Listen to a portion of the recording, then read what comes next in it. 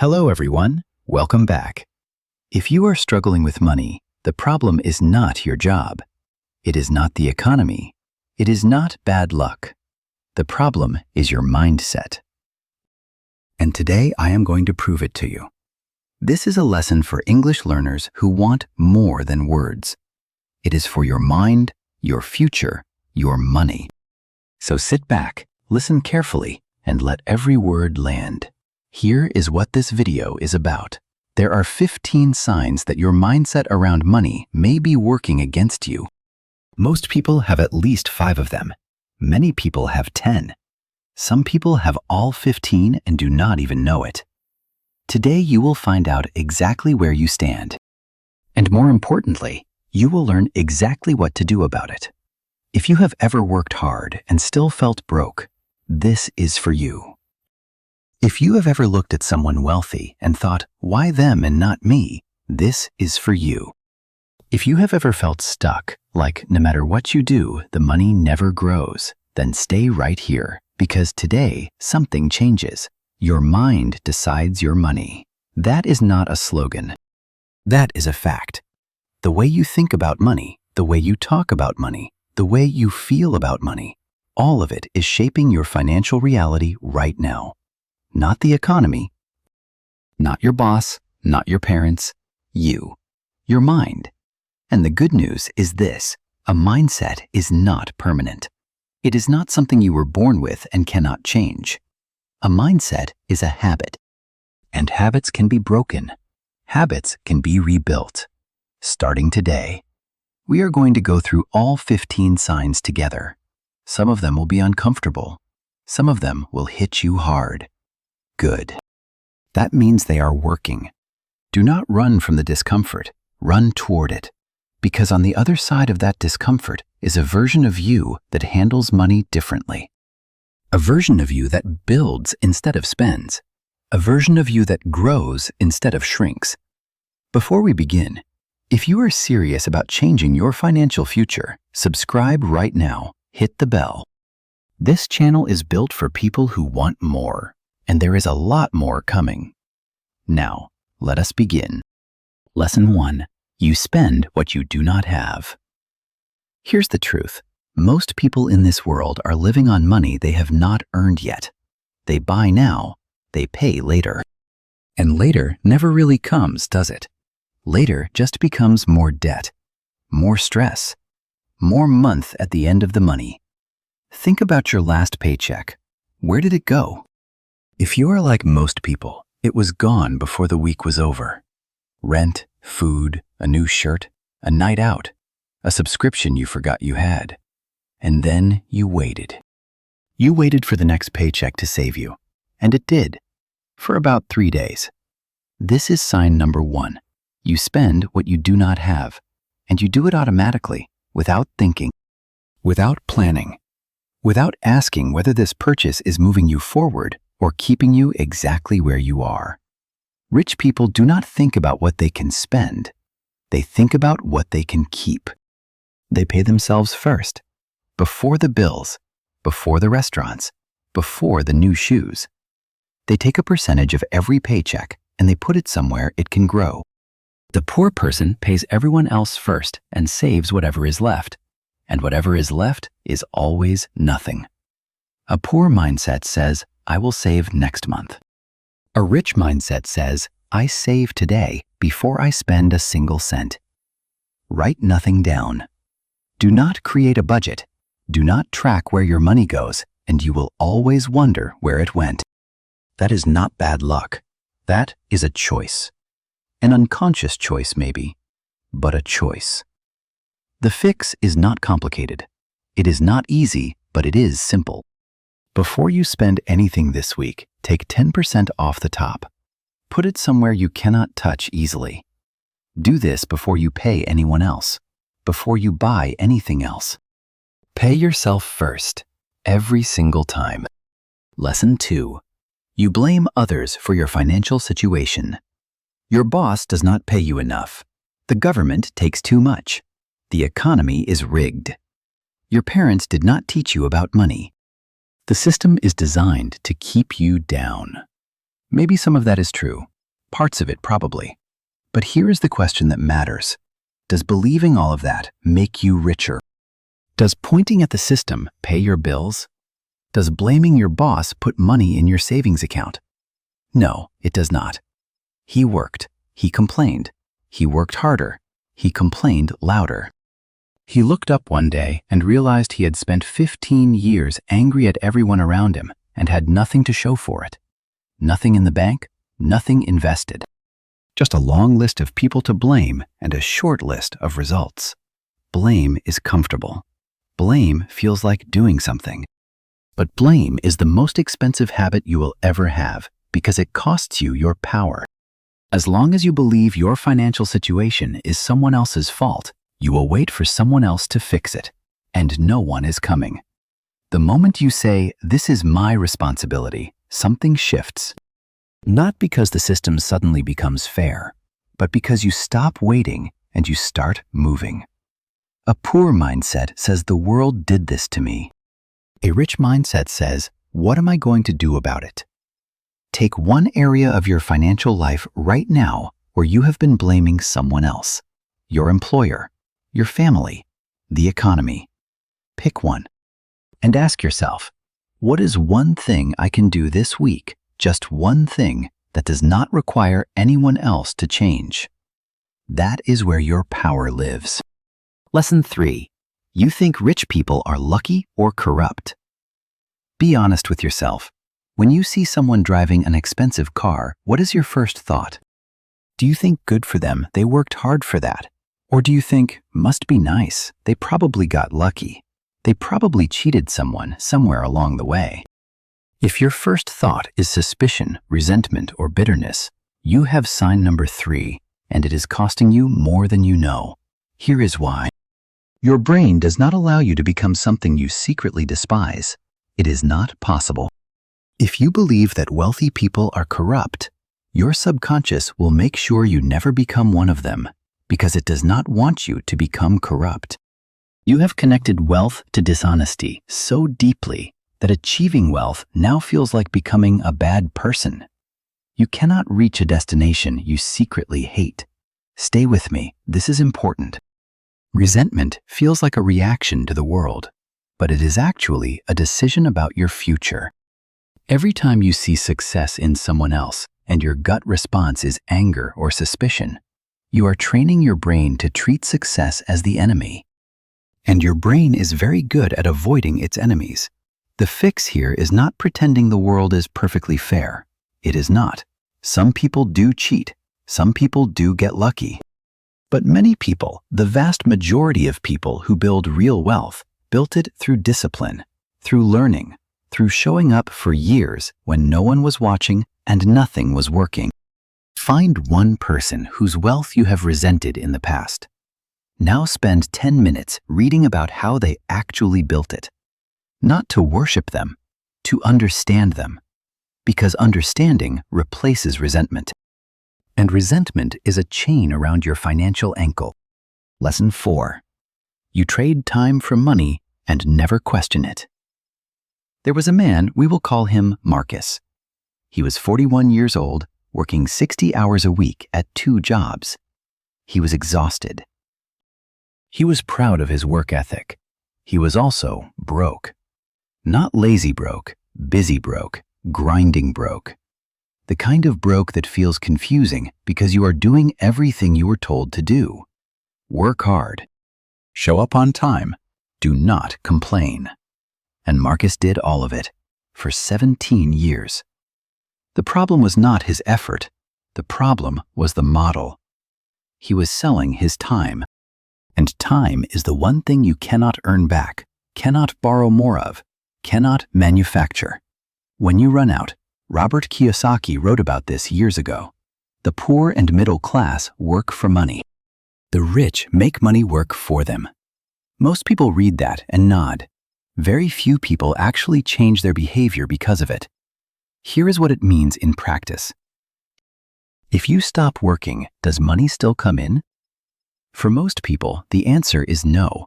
The moment you stop, everything stops. That is not financial freedom. That is a very sophisticated trap with a paycheck attached. Trading time for money is not wrong, it is often necessary. But if it is your only strategy, if you have never asked what else your money could be doing while you sleep, you are thinking like a poor person.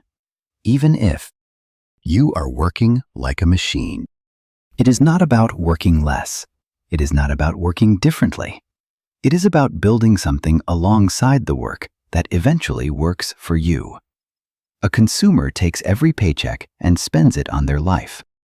A creator takes a piece of every paycheck and puts it to work. The consumer stays even. The creator slowly, quietly builds a distance between themselves and broke. What is one thing your money could be doing right now that does not require your time? A savings account that earns interest. A small index fund. A skill that could generate a second income. You do not need to quit your job. You need to start asking a different question. Lesson 5. You avoid talking about money. In many families, money is a forbidden topic.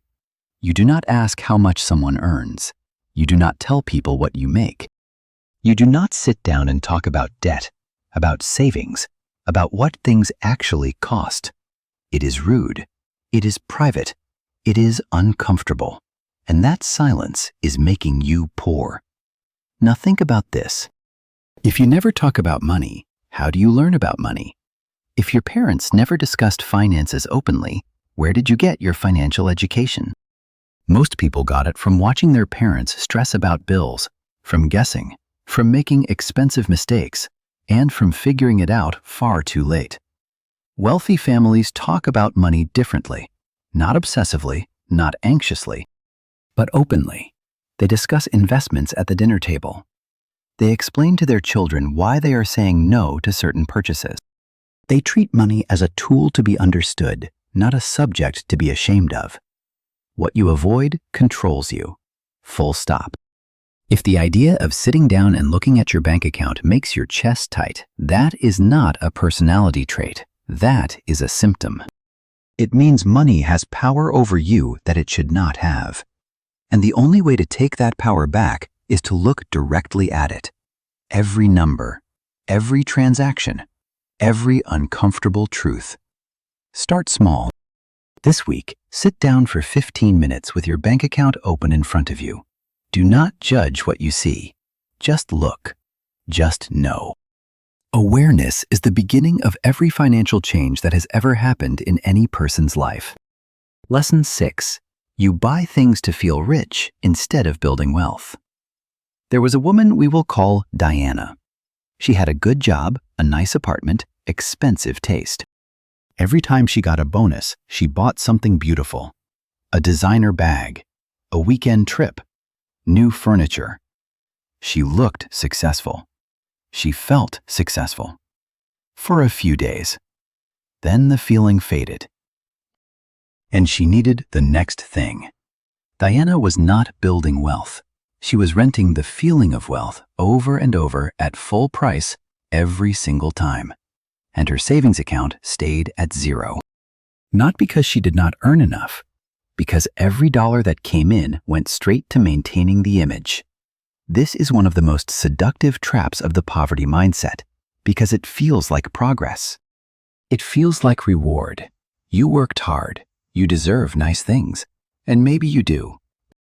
But there is a difference between buying something because you can truly afford it and buying something because you need to feel like you can afford it. If you have ever bought something expensive right after a difficult week, not because you needed it, but because you needed to feel better, you know exactly what this sign feels like.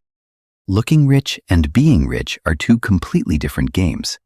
The person who looks rich is spending.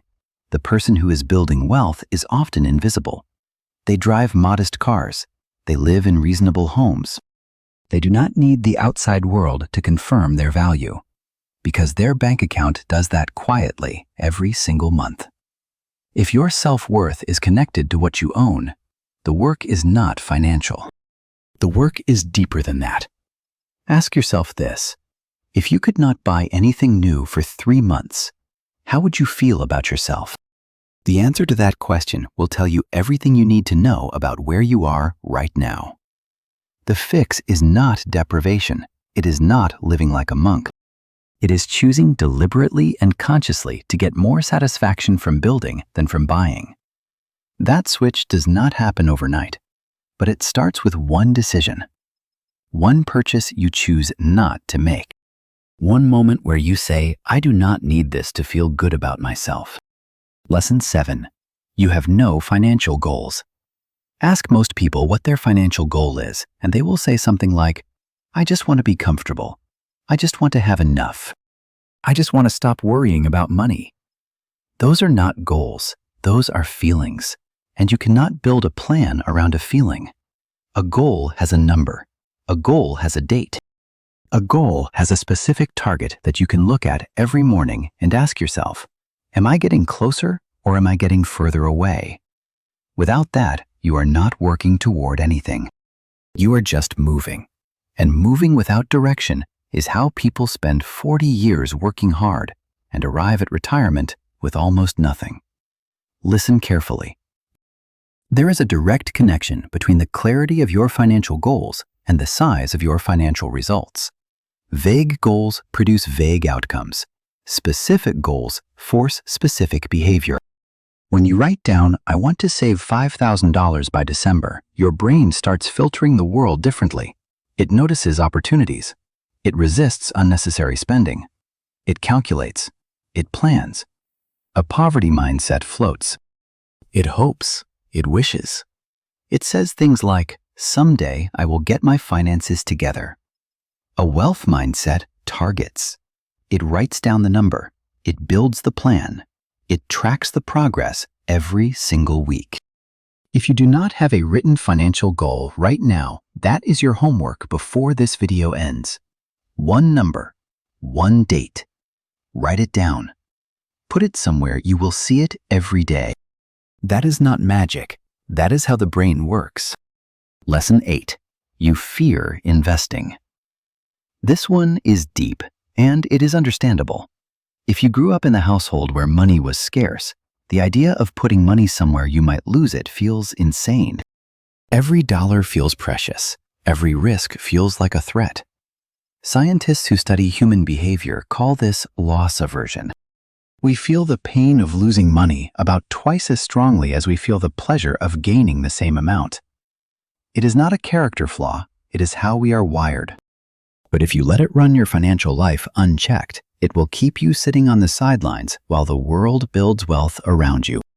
Warren Buffett did not become the most celebrated investor in history by avoiding risk. He studied it. He understood it. He distinguished between risks that are reckless and risks that are calculated. He invested. He waited. He trusted the process. He kept going when others panicked. He bought more when others sold. And he did this for decades, quietly, while most people were too afraid to start. You do not need to be Warren Buffett. You need to understand one principle. The biggest financial risk is never taking one. Keeping all your money in cash under a mattress or in an account earning almost nothing feels safe. But inflation eats it slowly every single year. Doing nothing is a choice. And it is an expensive one. A comfort seeker looks at investing and says, I cannot afford to lose this money. A risk taker looks at investing and says, I cannot afford to never learn how this works. You do not need to invest thousands. You do not need a financial advisor on day one. You need 30 minutes this week to open a basic investment account and understand how an index fund works. That is it. One step, one afternoon. The beginning of a completely different relationship with money. He studied. He started. He waited. He grew. That is the whole story. If this lesson is hitting you, if you are recognizing yourself in these signs, subscribe right now. There are 8 more signs to go, and the next few are the hardest ones. Hit subscribe so you do not miss what is coming. Lesson 9. You are comfortable being uncomfortable. Wait, that sounds backwards. Let me say it again more clearly. You are not comfortable with discomfort. You are comfortable with a specific kind of discomfort. The discomfort of being broke. The discomfort of stress at the end of the month. The discomfort of never having enough. That discomfort, you know. You have lived with it so long it feels normal. It feels like home. What you are not comfortable with is the discomfort of change, the discomfort of discipline. The discomfort of saying no to something you want right now because future you needs the money more. That discomfort feels threatening. That discomfort feels wrong. Hear me on this. Comfort is the most expensive thing you will ever buy. Every time you choose the familiar, struggle over the unfamiliar, growth, you are paying for it. You are paying with your time.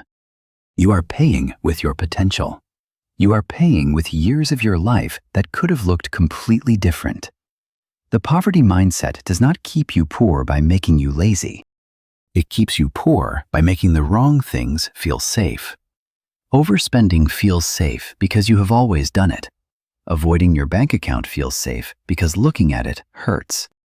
Staying at the same job for 10 years feels safe because leaving is scary. Safe and stuck look identical from the inside. Here is what building wealth actually feels like in the beginning. It feels uncomfortable. Saving feels like deprivation. Investing feels like gambling. Saying no to things feels like punishment. If you are waiting for financial discipline to feel good, you will wait forever. It does not feel good at first. It feels tight. It feels restrictive.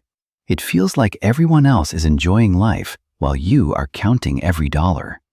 And then slowly, it starts to feel like power. The discomfort does not go away. You just stop being afraid of it. You stop running from it. You start running toward it because you know what is on the other side. Your mind decides your money. And right now, your mind has decided that a familiar struggle is safer than an unfamiliar freedom. That decision can change, starting today. Lesson 10. You surround yourself with people who think small. This one will make some people uncomfortable. Good. Look at the 5 people you spend the most time with. Not who you like the most, not who you have known the longest. The 5 people you are actually around. The ones whose conversations fill your ears, whose habits you observe, whose attitudes you absorb without even noticing. Now ask yourself, do these people talk about building things? Do they talk about investments, about skills, about opportunities? Or do they mostly talk about what they cannot afford, what is unfair, who wronged them, and why things will never change? You are not your friends, but you are deeply influenced by them. More than you know, more than feels comfortable to admit. Think about it this way. Your thinking is shaped. It is shaped by being around smart, curious, ambitious people who believe wealth is possible, that hard work pays off, that the right moves made consistently over time will change your life. Or it is shaped by the opposite, by people who have already decided the game is rigged and stopped playing. There was a man, we will call him Joel. Joel grew up in a neighborhood where nobody he knew had money. His friends were good people, loyal people, funny, kind, generous people. But every conversation about money ended the same way. It is hard out there. Rich people are different from us. That is not for people like us. Joel believed them for years. Not because he was weak, but because that belief was everywhere around him, in every conversation, at every dinner table, every time he dared to dream a little bigger. The day Joel started reading books about finance, the day he started listening to people who had built something from nothing, the day he began spending even 1 hour a week around ideas bigger than his neighborhood, everything began to shift. Not overnight, but it shifted. Show me your 5 closest friends, and I will show you your financial future. This does not mean abandoning people you love. It means deliberately adding voices to your life that pull you upward. 1 book, 1 podcast, 1 mentor, 1 conversation with someone who is where you want to be. Add those voices. Let them compete with the old ones. Over time, the new voices will win. Lesson 11. You believe hard work alone makes you rich. Nobody is going to tell you that hard work does not matter. It does. It matters enormously. But hard work is the entry price, not the winning strategy. And confusing those two things has kept millions of people exhausted and broke at the same time. Think about the hardest working people you have ever known. The people who never missed a day, who worked early and stayed late, who gave everything they had to their jobs, their shifts, their businesses. Were they all rich? No, most of them were not. Because working hard inside a broken system, working hard without strategy, working hard without leverage, is just running fast in the wrong direction. Let me make this simple. Effort without direction is just exhaustion. Effort plus strategy is how wealth gets built. The poverty mindset worships effort. It measures worth by hours. If I just work harder, if I just put in more time, if I just sacrifice more, eventually it will pay off. Sometimes it does. More often, it produces a person who is deeply tired and no closer to financial freedom than when they started. The shift is not from working hard to working less. The shift is from working hard to working smart.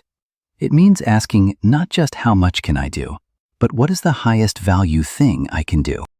Not just how many hours can I put in, but what skills can I build that make each hour worth more?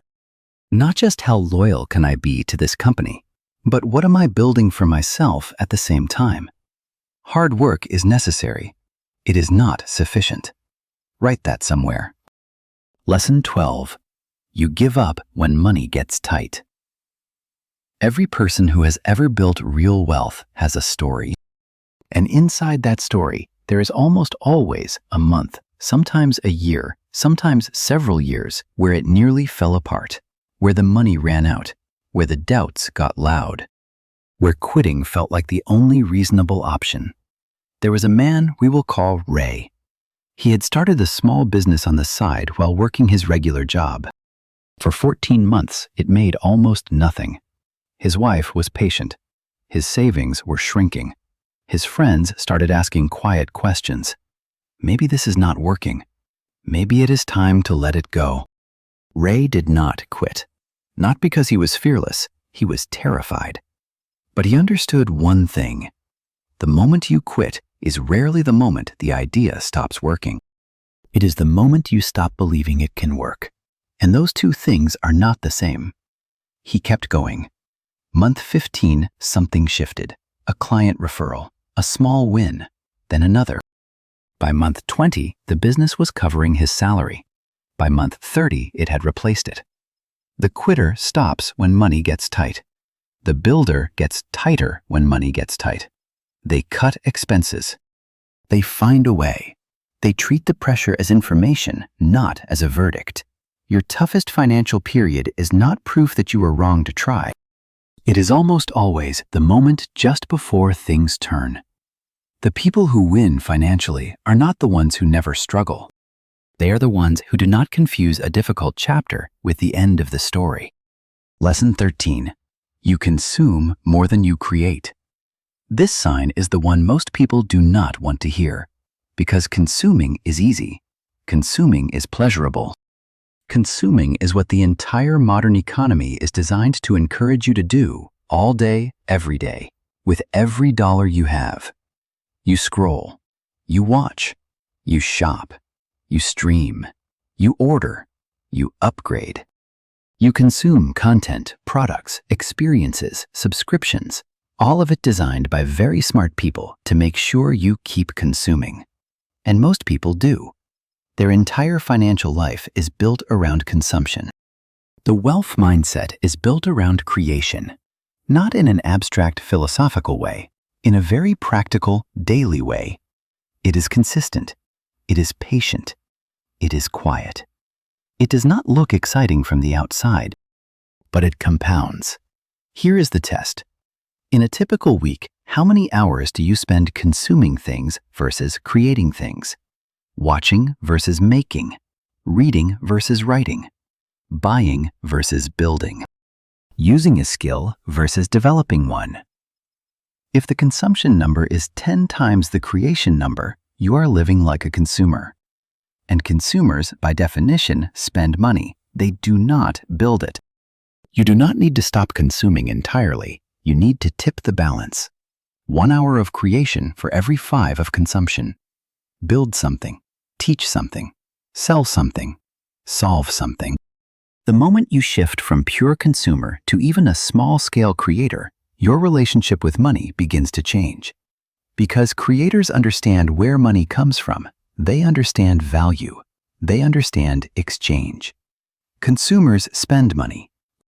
Creators make it. Decide which one you are going to be. Lesson 14. You wait for the perfect moment. There was a woman, we will call her Nina. Nina had an idea, a good one, a small online business selling handmade jewelry. She had the skill. She had the time. She had a friend who offered to help her set it up for free. She was not ready yet. She needed to learn more first. She needed to save a little more money. She needed the right camera for the photos. She needed a better desk. She needed to finish a course she had started. She needed to feel more confident. She needed the timing to be right. 3 years passed. One afternoon, Nina was scrolling through a marketplace and found a shop. Small, simple, not very polished, selling the exact same kind of jewelry she had planned to sell. The shop had been open for 2 years. It had over 4,000 sales. Nina sat with that for a long time. The person who built that shop was not more talented than Nina. They were not more prepared. They were not more resourceful. They were simply not waiting. They started before they were ready. They learned by doing. They failed in small, fixable ways and kept going. Here's what most people miss. The perfect moment is a myth. It does not exist. It has never existed. It will never exist. There will always be one more thing to learn, one more obstacle to clear, one more reason to wait just a little longer. And while you wait, someone else is out there building what you imagined. The best time to start was yesterday. The second best time is now.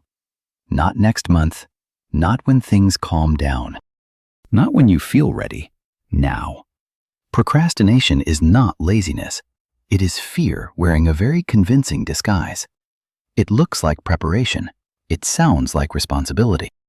But underneath it is the same thing as every other sign on this list, a belief that you are not quite enough yet, that you need to earn the right to begin.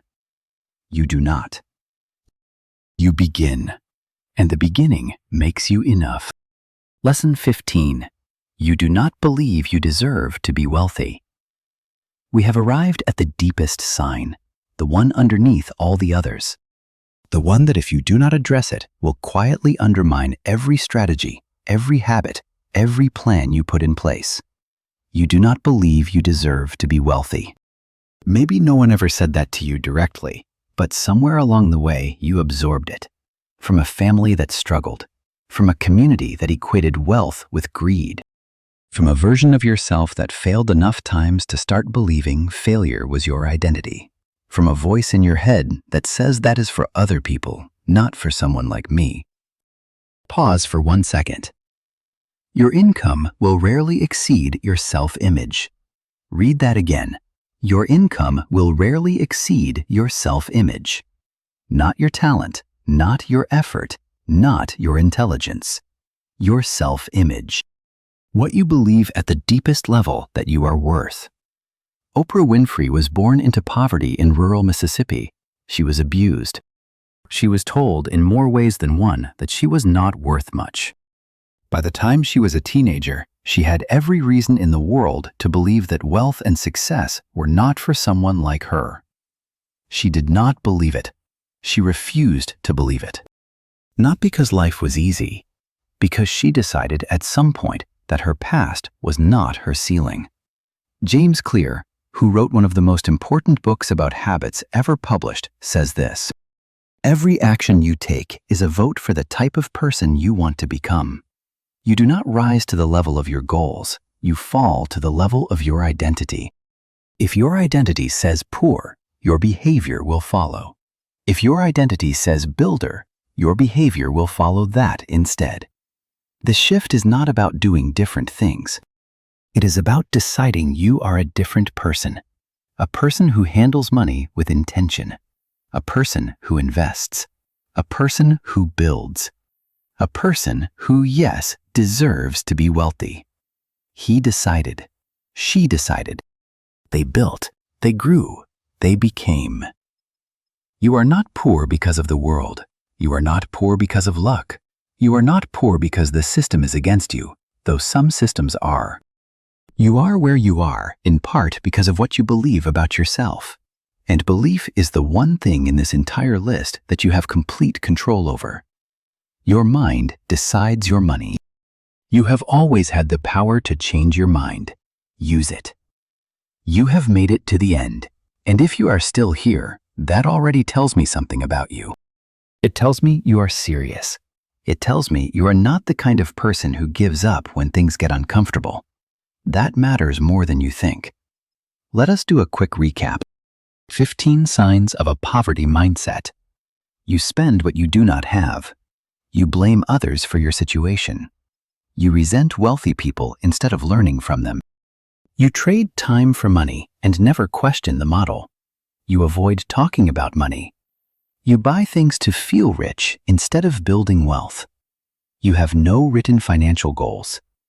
You fear investing. You are comfortable with the wrong kind of discomfort. You surround yourself with people who think small. You believe hard work alone is enough. You give up when money gets tight. You consume far more than you create. You wait for the perfect moment that never comes. And you do not believe at the deepest level that you deserve to be wealthy. Take a breath. Now ask yourself honestly, how many of those sounded familiar? 3, 7, all 15. The number does not matter as much as what you do next. Because here is the truth about mindset. You do not fix it all at once. You do not wake up tomorrow a completely different person with a completely different relationship with money. It does not work that way. It works like this. You pick one sign, the one that hit you the hardest, the one you felt in your chest when you heard it. You focus on that one. You make one small change this week. One conversation you stop avoiding. One purchase you do not make. One goal you write down. 1 hour you spend creating instead of consuming. One belief you challenge when it shows up. If you change that one thing consistently, something shifts. Not dramatically, not immediately, but it shifts. And then you pick the next one. If you do not spend, you save. If you stop blaming, you start building. If you study instead of resent, you learn. If you set a goal, you move toward it. If you invest even a little, your money starts working. If you start before you are ready, you grow faster than you thought possible. If you believe you deserve wealth, you begin to act like someone who does. That is how it works. Not a breakthrough. A direction. Your mind decides your money. You have heard that 5 times in this video. I hope it is loud enough now that you will still hear it tomorrow when the old habits try to come back. When the paycheck arrives and the old impulse says, spend it. When things get hard and the old voice says, quit. When the investment feels scary and the comfort seeker in you says, wait. Hear this instead. Your mind decides your money, and you decide your mind. That is real power. That is the only financial tool that never runs out. If this video helped you, share it with someone who needs it. Leave a comment below and tell me which of the 15 signs hit you the hardest. Be honest. The comments on this channel are full of people doing the same work you are doing. You are not alone in this. Which of these 15 signs hit you the hardest? Tell me in the comments. Be honest. And remember, the work is not out there. The work is in here. Start there. Start today. Keep listening daily. For English learners, every lesson like this builds two things at once: your language and your life. See you in the next one.